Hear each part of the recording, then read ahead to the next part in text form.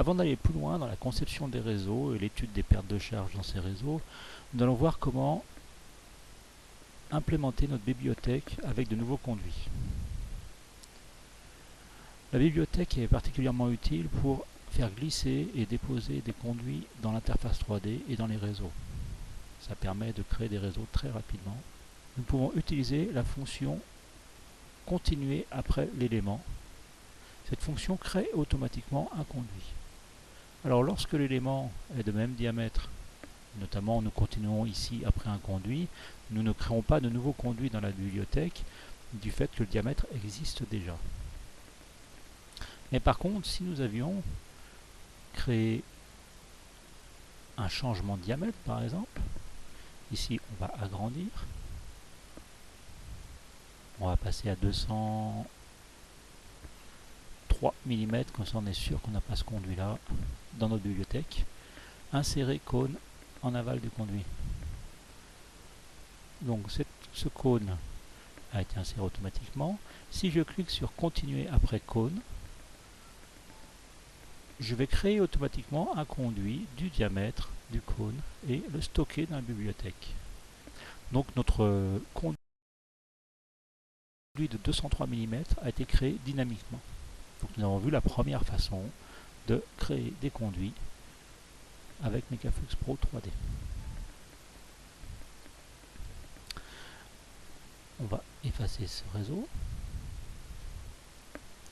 Nous allons voir la seconde façon de créer des conduits. Donc ici dans la bibliothèque, dans un projet vide, sans aucun réseau, nous allons à partir de la bibliothèque sélectionner l'icône création de conduit pour afficher le menu de création de conduit. Alors là, rien de plus simple, on rentre le diamètre. Ici, on va faire un 204. Et on clique sur enregistrer. Donc on pourrait rentrer la rugosité. Par défaut, c'est 0,016 mm de rugosité. Et un nom de référence pour le reconnaître. Alors, on va créer, enregistrer dans la bibliothèque. Un petit message nous indique que la code est correctement enregistrée. Et nous le retrouvons à 204 mm ici. Alors, dans la bibliothèque, les éléments conduits sont triés par ordre alphabétique. Donc 203, 204, etc. On retrouve nos conduits comme ça. Nous avons vu donc une seconde façon. On va un petit peu approfondir l'éditeur de conduits qui possède deux outils d'aide à la création de conduits. Un outil portant sur sa dimension de diamètre et un outil portant sur sa rugosité. On va commencer par la rugosité. Quand on ne connaît pas la rugosité d'un conduit, dans les outils d'aide, nous avons une petite série de conduits et de matières où on peut sélectionner les différents matériaux, par exemple tuyau en PVC, hop, et là ça nous indique une rugosité. Si on veut appliquer cette rugosité, on clique sur appliquer et notre rugosité est appliquée. Donc voilà, on va laisser 0,016 mm. On a un autre outil d'aide au dimensionnement du diamètre.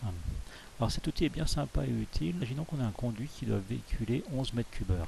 On peut choisir des listes correspondant à des normes usuellement trouvées dans le commerce. Par exemple ici, prenons la norme A49145, des tubes acier soudés.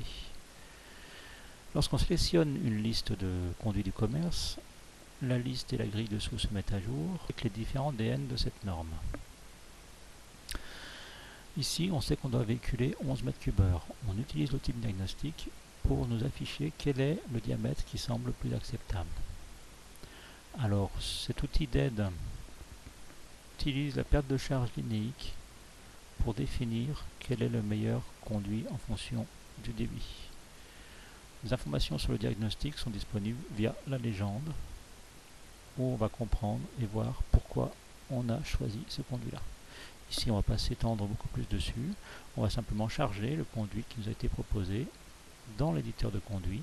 Donc, nous avons vu que cet outil d'aide au dimensionnement des conduits en fonction du débit nous a permis de choisir et sélectionner un diamètre de 69,7.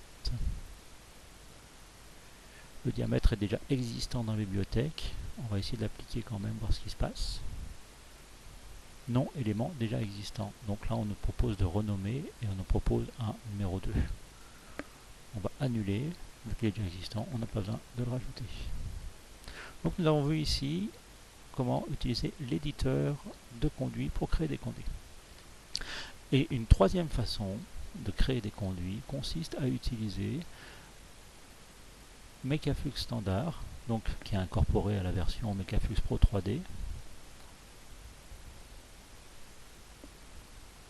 Nous allons par exemple ici dans les pertes de charge régulières donc décider d'un diamètre de conduit. On va prendre 206 mm pour le distinguer dans la liste. On rentre un débit tout à fait aléatoire parce qu'il ne servira pas à grand chose. La longueur n'a pas trop d'importance non plus parce que les conduits sont redimensionnés à l'insertion dans les réseaux. Mais on va rentrer une longueur non nulle, on va laisser 1 mètre. On va choisir un fluide.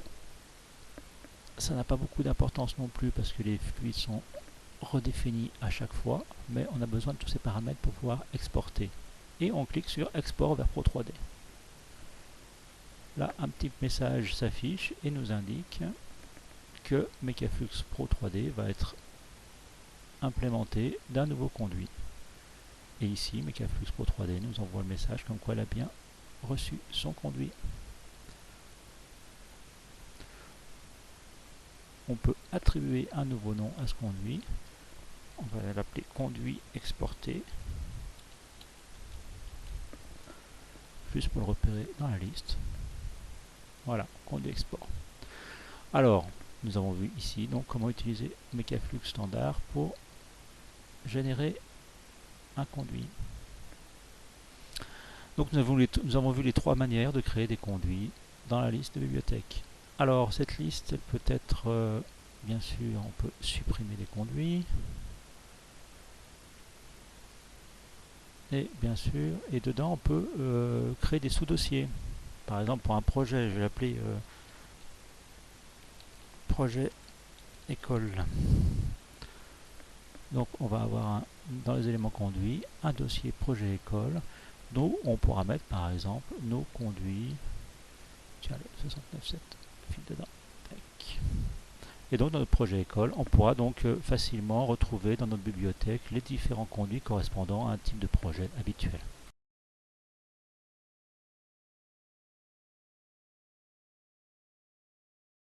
La création de conduits dans Mekaflux Pro 3D n'a plus de secret pour vous. Nous verrons dans d'autres didacticiels comment créer d'autres éléments et les incorporer dans les réseaux.